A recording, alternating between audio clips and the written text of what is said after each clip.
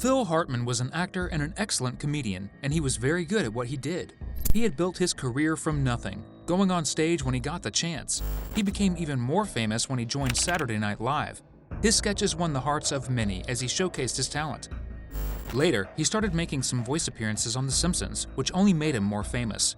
However, as much as he seemed destined for greater things, his life and career were cut short by a sudden and tragic death.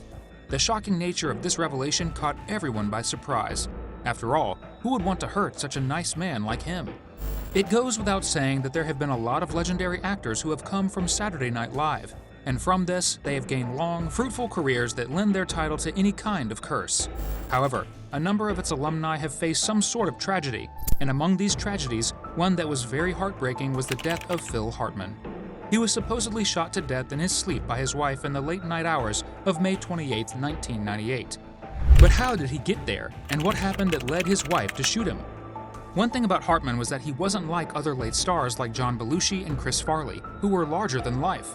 Hartman also wasn't like Gilda Radner, who was an iconic original. Instead, Hartman came out as an adaptable everyman who showcased subtle charm and swarmed into original characters. He was also loved for his amazing impressions of the rich, famous, and powerful. Even though he was a naturally shy person, he was educated and had a successful run as a graphic designer. But after volunteering to go on stage during a performance by the iconic Groundlings troupe in Los Angeles, his career quickly transitioned to comedy.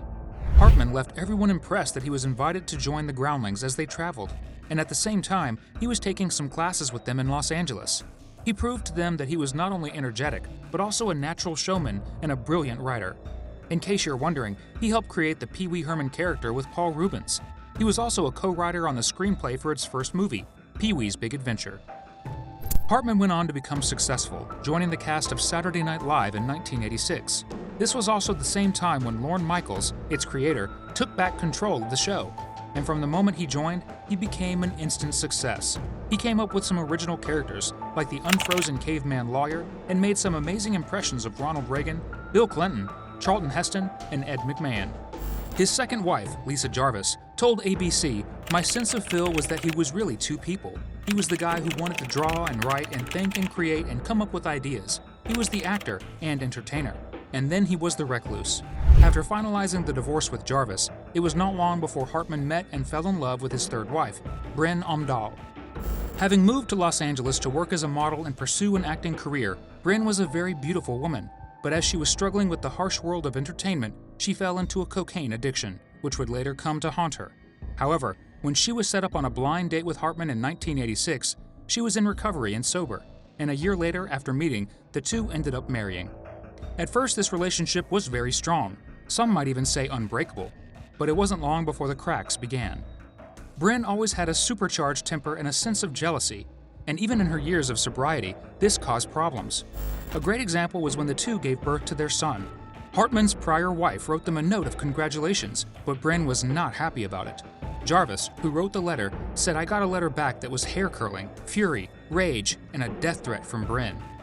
Brynn had been in and out of rehab by late May 1998. It was discovered that when she combined her drugs and alcohol with her antidepressants, she would have violent outbursts. And it so happened that Brynn had just one such outburst before the last night that Hartman lived. It was after she returned home from having dinner with a friend. This friend later told people that Brynn only had 2 drinks and did not seem upset. When she got home and a fight started with Hartman, Hartman did what he did best. He retreated to their bedroom. 20 minutes later, Brynn appeared at Douglas's front door, stinking of alcohol and being hysterical. At first, he was angry about this, but he was also concerned. He also knew better than to test her temper, and so he invited her into his home. She collapsed on the living room floor, leaving Douglas in fear that she had overdosed. But when he woke her up, she went to the bathroom where she puked multiple times. All this time, Brynn kept saying that she had killed her husband, and even though she brandished the murder weapon, he didn't believe her at all. Brynn and Douglas arrived first, and as they went up the stairs and into the room, Douglas was met with a horrible scene. He immediately called 911 to report Hartman's murder. Before the police arrived, Brynn's friends arrived on the scene and worked to remove Sean, who was 9 years old at the time, and Bergen, who was 6, from the house. Sean told them that the gunshots sounded like a door being slammed repeatedly, and with the arrival of the LAPD, it was the beginning of the end. As the authorities closed in, Brynn locked herself in the bedroom, sat next to the husband she had shot, and called her sister. When the cops banged on the door, Brynn hung up on her sister, and with a simple pull of a trigger, she took her own life. And that was how a great man's life, Phil Hartman's, came to a stop, and his story was finished. That's all for today. Thanks for watching, and I'll see you in the next one.